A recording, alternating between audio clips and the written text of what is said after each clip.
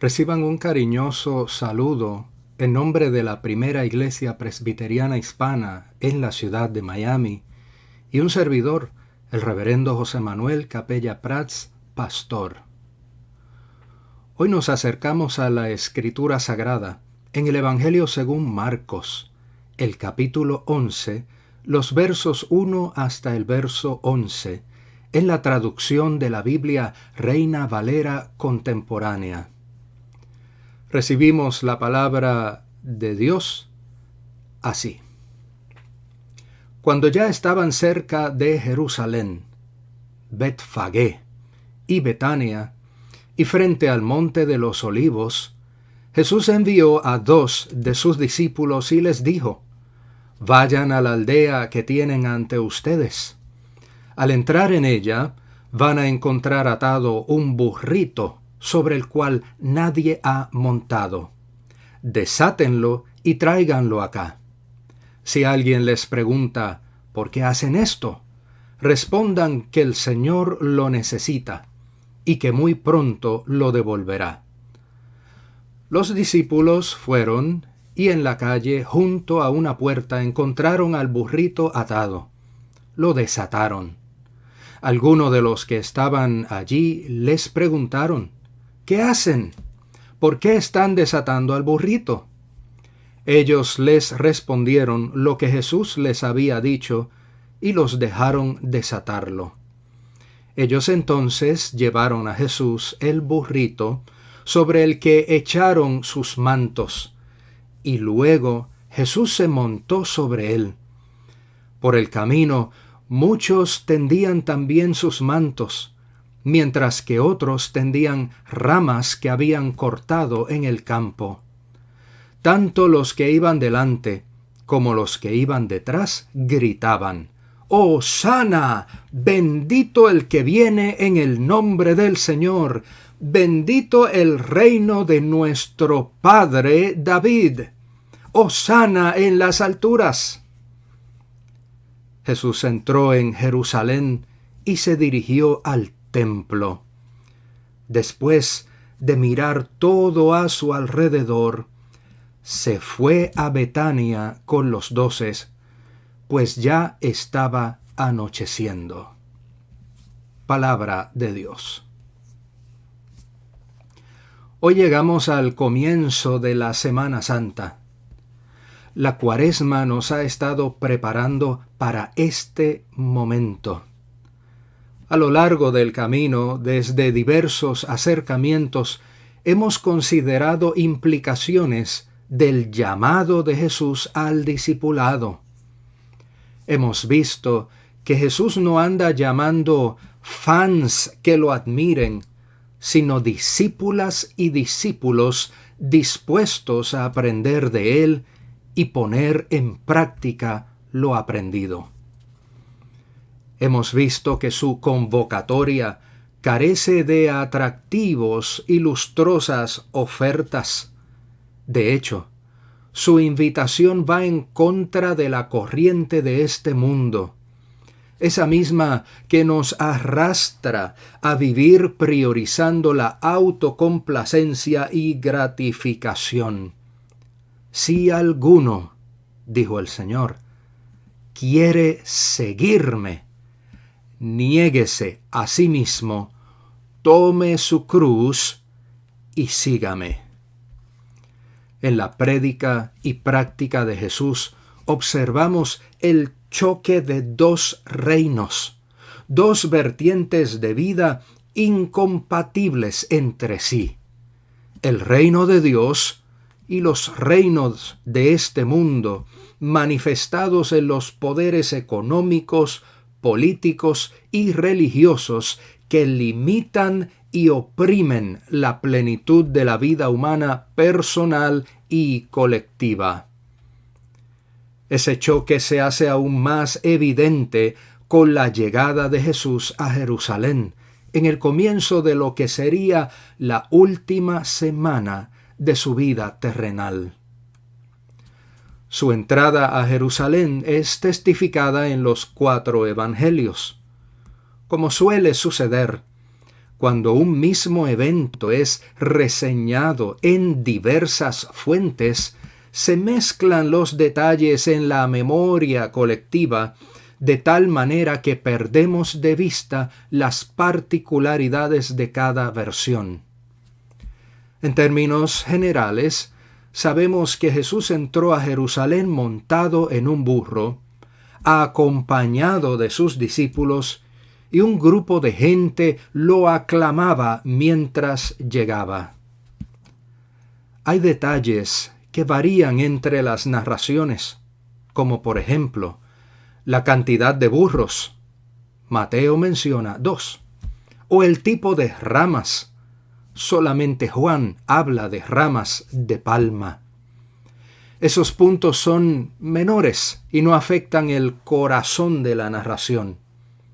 Ahora bien, el Evangelio según Marcos contiene 2 detalles que ciertamente ameritan cuidadosa consideración en nuestro camino de discipulado y seguimiento de Jesús. Primero, observemos la aclamación: ¡Hosana! Bendito el que viene en el nombre del Señor, bendito el reino venidero de nuestro Padre David, ¡Hosana en las alturas! Aunque la tradición nos lleva a concebir la expresión Hosana como una aclamación de alabanza, la misma es literalmente un grito de auxilio. ¡Sálvanos! Te rogamos. Sálvanos. Un ejemplo de su uso hebreo lo encontramos en el Salmo 118, el verso 25. Señor, te ruego que vengas a salvarnos. Te ruego que nos concedas la victoria. A simple vista, la aclamación del pueblo a Jesús nos parece muy familiar. Después de todo, leemos alguna versión del relato cada año para esta época. No obstante, al releer la narración en Marcos, nos topamos con la siguiente expresión: bendito el reino venidero de nuestro Padre David. El relato en Marcos hace evidente que lo que la gente estaba esperando no era lo que Jesús les estaba ofreciendo. Jesús venía proclamando el reino de Dios, pero el pueblo quería el reino de David. Lo que querían era destronar al emperador romano para entronar un rey judío. Lo que querían era el reino que se impone mediante la conquista violenta y se mantiene a flote con la opresión y la tiranía. Pero Jesús llegó proclamando un reino que se fundamenta en el amor a Dios y al prójimo. Aún ese prójimo que rechazamos, despreciamos y etiquetamos como enemigo. Jesús frustró las expectativas del pueblo de tal manera que el mismo pueblo que aquel día gritaba «Sálvanos, te rogamos», unos días después gritaba «Crucifícalo». Aquel pueblo confundía el reino de David con el reino de Dios. No cometamos el mismo error confundiendo el reino de Dios con nuestros propios reinos. La experiencia de Cuaresma y Semana Santa nos debe mover a reflexionar profundamente y recalibrar nuestros deseos con los deseos del Señor. Segundo, solo Marcos indica que luego de su entrada a Jerusalén, Jesús fue al templo y después de mirar todo a su alrededor, se fue. Aquí, La mirada del Señor es un asunto que no debe ser pasado por alto. Lo que Jesús vio en el templo no fue de su agrado y se fue de allí. Al tomar en consideración lo que ocurre luego, podemos constatar que a Jesús no le gustó lo que vio. Cuenta Marcos que al otro día decidió regresar al templo. En su camino maldijo una higuera porque no tenía frutos, y al llegar al templo sacó de allí a quienes tergiversaban el corazón de la fe con sus prácticas abusivas y sus dogmas recalcitrantes. Finalmente Jesús anunció que aquel templo sería destruido, algo altamente ofensivo para quienes erróneamente creían que Dios y el templo eran una y la misma cosa. Todo esto, entonces, nos debe llevar a ponderar nuestra realidad a nivel personal, familiar, eclesial y comunitario. ¿Qué es lo que el Señor ve al entrar en nuestras vidas y mirar todo a su alrededor? ¿Estaremos dispuestas y dispuestos a que limpie nuestro ser como limpió el templo de Jerusalén?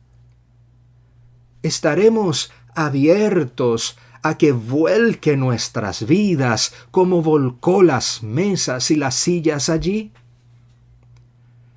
¿Estaremos prestas a que transforme nuestras ideas y corrija nuestras expectativas? ¿Estaremos listos a dejar atrás nuestros reinos y abrazar con todas nuestras fuerzas el reino de Dios? Si alguno quiere seguirme, niéguese a sí mismo, tome su cruz y sígame. Soli Deo Gloria. Amén.